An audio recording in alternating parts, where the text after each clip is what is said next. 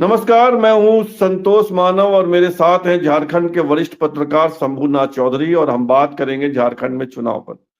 शंभू जी, आज पीएम नरेंद्र मोदी रांची में थे। उनका 3 किलोमीटर का रोड शो हुआ। क्या इम्पैक्ट हुआ रोड शो का? नहीं, देखिए, रोड शो का तो इम्पैक्ट अच्छा ही होता है और रांची अर्बन इलाका है, रातू रोड का इलाका जो बीजेपी का गढ़ माना जाता है। प्रधानमंत्री का जो रोड शो था वो उसी इलाके में केंद्रित था जो बीजेपी के जनाधार वाला इलाका है रांची में। पिस्का मोड़ से थोड़ा पहले सड मैदान है, ओटीसी ग्राउंड कहते हैं, वहां से लेकर रातू रोड न्यू मार्केट चौराहे तक का रोड शो था। भीड़ उमड़ी ही और प्रधानमंत्री का जब भी यहाँ रोड शो होता है तो उसका इम्पैक्ट तो अच्छा होता है। ये चौथा रोड शो था अब तक प्रधानमंत्री बनने के बाद उनका। 2019 के चुनाव में फिर एक बार बीच में और रोड शो हुआ था, 2024 में लोकसभा चुनाव में भी था और ये तो रोड शो जो है वो बीजेपी के लिए फ्रूटफुल होता है रांची में। खासतौर पे लोग विधानसभा चुनाव में लेकिन पहली बार रोड शो हुआ है और इलाका भी बिल्कुल नया था।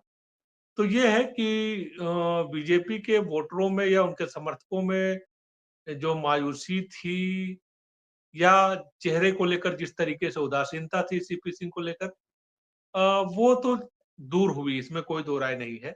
भीड़ अच्छी खासी उमड़ी, उत्साह जबरदस्त रहा। अ, लेकिन सीपी सिंह की चुनौती जो है वो दूसरे इलाकों में भी है।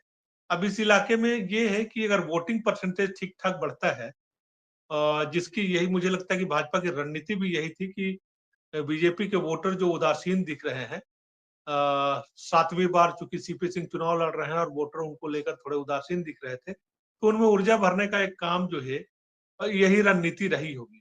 तो मेरा ख्याल है कि इसमें बीजेपी सफल दिख रही है जरूर कि वो जो वोटर हैं बीजेपी के वो प्रधानमंत्री के आने के बाद उनमें एक उत्साह का संचार जरूर हुआ है।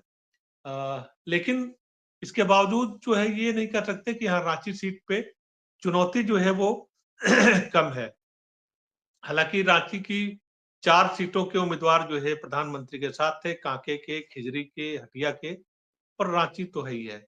इन 4 सीटों जो रांची अर्बन सीट है, खिजरी को छोड़ दें तो सेमी अर्बन है, बाकी सारी चीज सीटें जो है वो, तो उन तमाम सीटों के उम्मीदवार थे और रांची में तो बहुत ठीक लग रहा है, बीजेपी यहाँ पे स्कोर करती हुई मुझे दिख रही है।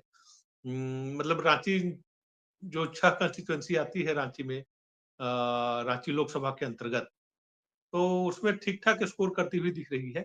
यहाँ शायद एक आध सीट पे इंडिया गठबंधन जो है, वो 1 या 2 सीट पे अगर बढ़त हासिल कर ले तो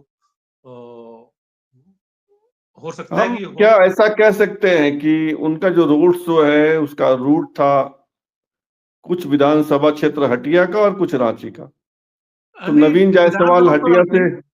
नहीं, रूट तो रांची ही का था, विधानसभा हटिया का थोड़ा-सा संभवतः टच कर रहा है।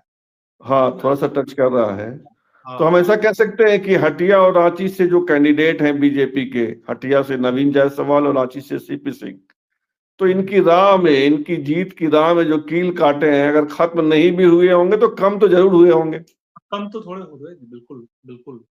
बिल्कुल, प्रधानमंत्री की के रोड शो का असर तो है, उसको आप नकार नहीं सकते हैं और कल का एक दिन है चुनाव प्रचार का। अब देखिए कि कल किस तरीके से कहाँ-कहाँ, जेएमएम के पास तो देखिए, अ, 2 ही लोग हैं, हेमंत सोरेन और कल्पना सोरेन। इसके अलावा कोई तीसरा प्रचारक उनके पास नहीं है और लेकिन अपने बूते ये दोनों क्यों, जो है आज तो वो, लालू यादव आए थे कोडरमा। हाँ, ठीक है। लालू यादव जेएमएम की सीटों पे प्रचार करने थोड़ी आए हैं। जेएमएम आरजेडी की की सीट सीट पर पे, क्या? आरजेडी की सीट पे आए। एक तेजस्वी आए अपवाद स्वरूप, मिथिलेश ठाकुर की सीट पे गढ़वा में प्रचार करने कल आए थे। तो बस यही है। तो अपने-अपने सीटों पे प्रचार कर रहे हैं, बल्कि हेमंत सोरेन, कल्पना सोरेन थोड़ा आरजेडी, थोड़ा कांग्रेस के लिए प्रचार कर दे रहे हैं। लेकिन अ, वो कांग्रेस की तरफ से और आरजेडी की तरफ से ऐसा कोई बहुत सपोर्ट जो है वो हेमंत सोरेन को है नहीं। तो चुनाव जो है इन्हीं दोनों कंधों पे सवार है, इंडिया गठबंधन का जो पूरा कैंपेन है वो इन्हीं दोनों कंधों पे है।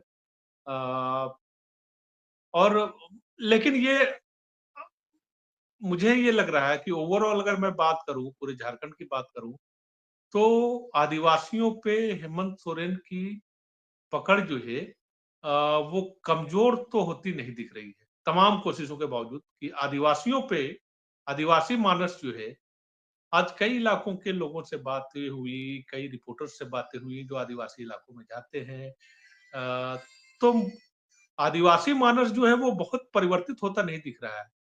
व्यक्तिगत तौर पर कुछ जैसे चंपई की सीट है, जैसे सीता सोरेन है मान लीजिए, तो कुछ अपना ये कर लें वो अलग चीज है।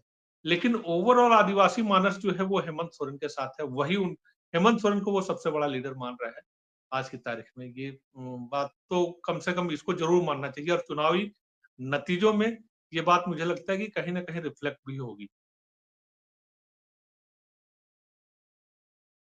पत्रकार शंभूनाथ चौधरी, श्री चौधरी से हम आगे भी बातचीत करते रहेंगे।